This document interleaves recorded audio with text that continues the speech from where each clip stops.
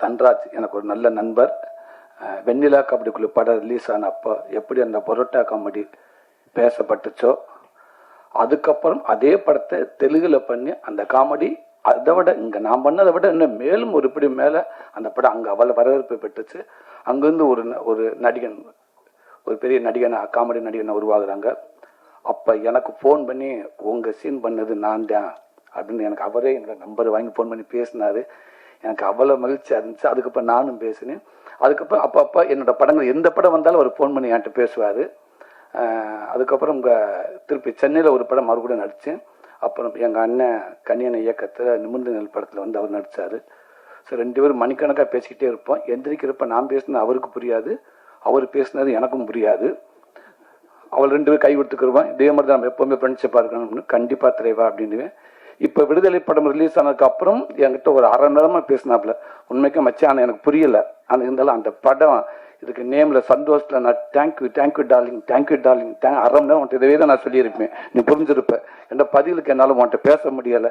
எனக்கு அவ்வளோ பெருமை சந்தோஷமாக இருந்துச்சு. தேங்க்யூ நண்பா. டைரக்டர்கள்லாம் வந்து நடிகர் ஆகிட்டு இருக்கிறப்ப ஒரு நடிகர், அது காமெடி ஆக்டர் டைரக்டராக வந்திருக்கீங்க. ஒரு பெரிய விஷயம், வாழ்த்துக்கள்.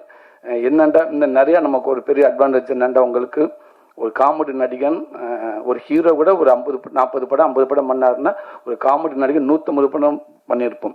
அப்போ நிறைய டேரக்டர்கிட்ட ஒர்க் பண்ணியிருப்போம். எல்லா டேரக்டரும் கண்டிப்பாக ஏதாவது நீங்கள் எடுத்திருப்பீங்க. ஸோ அது எல்லாமே இந்த படத்தை நீங்கள் பதிவு பண்ணியிருப்பீங்க நான் நம்புகிறேன். நல்லா இருந்துச்சு. 2 லாங்குவேஜில் போட்டிருந்தாங்க. இன்னும் மலையாளம், ஹிந்தி இப்படி 4 லாங்குவேஜ் எடுத்திருந்தீங்கன்னு எப்படி எனக்கு ஹாஃப் போயிருக்குன்னு நினைக்கிறேன். போயிட்டே இருந்துச்சு. சரி ரைட், நல்ல பாலான்னு இருக்கிறதுனால முடிச்சுக்கிறோம்ட்டாங்க. நான் அப்போ கூட கேட்டுங்க தம்பிராமேனேட்டானே 2 லாங்குவேஜ் தான் பண்ணியிருக்காங்களா அப்படின்னு கேட்டேன். இல்லை தம்பி, நிறையா பண்ணியிருப்பாங்க, பாலான்னு இருக்கிறதுனால முடிச்சுக்கிட்டாங்கன்னு நினைக்கிறேன். 2மே சூப்பராக இருந்துச்சு. இன்னும் கொஞ்சம் பார்த்தா உண்மைக்கு நான் தெலுங்கு பேசியிருப்பேன், ஃபுல்லாக தெலுங்குலேயே தான் பேசியிருப்பேன். ரொம்ப நல்லா இருந்துச்சு. அதுவும் அப்பா பையன், பொதுவாகவே அப்பா பையனை உள்ளதை சரியான மேக்கிங் அப்படிலாம் தேவையே இல்லை. அந்த கதையை அந்த எமோஷனலை கரெக்டாக பதிவு பண்ண படங்கள் இது வரைக்கும் தோற்றது இல்லை அப்படின்னு நான் நம்புறேன். நிறையா படம், உதாரணத்துக்கு அண்ணன் நடித்த அப்பா படமே இருக்குது.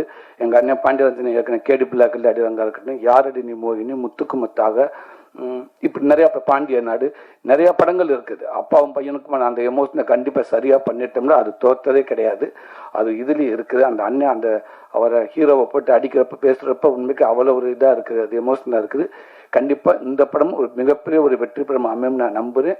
என்னென்ன படம் எடுக்கிறது முக்கியம், எடுக்கிறது எல்லாமே எடுத்துடுறாங்க இன்னைக்கு கொண்டாந்து. அதாவது ஒரு 10 பேர் ஒரு இடத்துல இருக்கான்னா அந்த 10 பேர் 8 பேர்த்துக்கு இப்படி ஒரு படம் வரப்போகுதுன்னு தெரியப்படுத்துறதுக்கு அவ்வளோ கஷ்டமாக இருக்குது. அவங்க கிட்ட இப்படி ஒரு படம் பேரை சொன்ன, சரி அது என்னவா, இல்லைடா படம் படாது, சரி என்ன படம், அதுக்கப்புறம் அவன்கிட்ட ஒரு 1/2 மணி நேரம் பேசி புரிய வச்சு, மனிதர்கள்லாம் இருப்பாங்கடா உள்ள, நல்லா நடிப்பாங்க, அப்பெல்லாம் புரிய வைக்க பயங்கர கஷ்டமாக இருக்குது. அப்படி சேர்க்கறது அவ்வளோ கஷ்டமாக இருக்கு.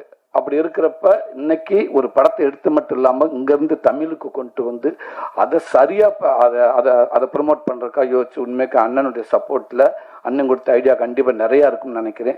இன்னைக்கு இவ்வளோ இயக்குநர்கள் பாலான் தலைமையில் பாண்டியராஜன் இப்படி இத்தனை பேர்த்து எல்லாத்தையும் வர வச்சு இன்னைக்கு இப்படி மீடியாக்களை வர வச்சு ஒரு தமிழ் படத்துக்கு எப்படி ப்ரொமோட் பண்ணணுமோ அதை அங்கேருந்து முதல் படத்துக்கு இவ்வளோ சிறப்பாக பண்ணியிருக்கேங்க.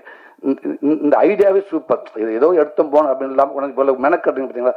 கண்டிப்பாக இந்த மெனக்கடல் தவறவே ஆகாத நம்புறேன். இந்த படம் பெரிய வெற்றி படம் அமையும். வாழ்த்துக்கள். ரொம்ப எங்கள் அண்ணன் கன்னி அண்ணன், உண்மைக்கு அவர் ஸ்க்ரீனில் மட்டும் இல்லை, அவருக்கு பிடிச்ச நிறையா பேர் அவர் சொல்லுவாங்க ஹீரோ தான், வெளியிலையும் அவர் ஹீரோ தான் அப்படின்னு சொல்லுவாங்க. அந்த வகையில் எனக்கும் அவர் ஹீரோ மாதிரி தான் எப்போவுமே. ஒரு சின்ன ஒரு தோண்ட நேரத்தில் ஒரு ஃபோன் பண்ணி ஒரு 2 நிமிஷம் பேசணுன்னா கூட ஒரு 1 hour ஓடிக்கிட்டே இருக்கலாம். அப்படி ஒரு எனர்ஜியான மனிதர், ரொம்ப பாசிட்டிவ். அவர்கிட்ட நெகட்டிவாக பேசி நான் கேட்டதே கிடையாது. இன்னைக்கு நான் ஒரு நடிகனா ஓரளவுக்கு இன்னைக்கு ஒரு மக்களுக்கு தெரிஞ்ச நடிகனா இருக்கேன் அப்படின்னு அதில் கண்டிப்பாக கனியண்ணனுக்கும் சசி அண்ணனுக்கும் அவங்களுக்கும் பங்கு இருக்குது. எனக்கு போராடி என்னை கூப்பிட்டு நல்ல வாய்ப்பு கொடுத்து நடிக்கிற மட்டும் இல்லாமல் அந்த எனர்ஜி வாட ஒன்றால் முடியும்னு சொல்லி அவரோட பாடி லாங்குவேஜும் நான் சில படங்களை ஃபுல்லாக நான் பண்ணியிருப்பேன். அண்ணனோட பாடி லாங்குவேஜ் ஏன்னா அவர் சொல்லி கொடுப்பாரு பார்த்தீங்க, அதவே நான் நிறையா படத்தில் போய் பண்ணியிருப்பேன். நான் ரொம்ப நன்றினேன். இன்னைக்கு இந்த படம் கண்டிப்பாக எப்போ உங்களுடைய எண்ணம் போல்னு உங்களுடைய பதிவுகள், உங்களுடைய பங்களிப்பு யாருக்குமே நீங்கள் குறைஞ்சி மேலே கீழே இவங்களுக்கு அவங்களுக்கு நீங்கள் விட்டு கொடுத்ததே கிடையாது. எல்லாத்துக்குமே உங்கள் உழைப்பு எப்போவுமே இருக்கும். அந்த உழைப்பும் இது 100% இருக்குன்னு நான் நம்புகிறேன். கண்டிப்பான இந்த படம் வெற்றி படம் அமையும்னு மேலும் எங்கள் அண்ணனோட ஆதரவு எல்லாத்துக்கும் இருக்கணும்னு நான் கேட்டுக்கிறேன். இந்த படம்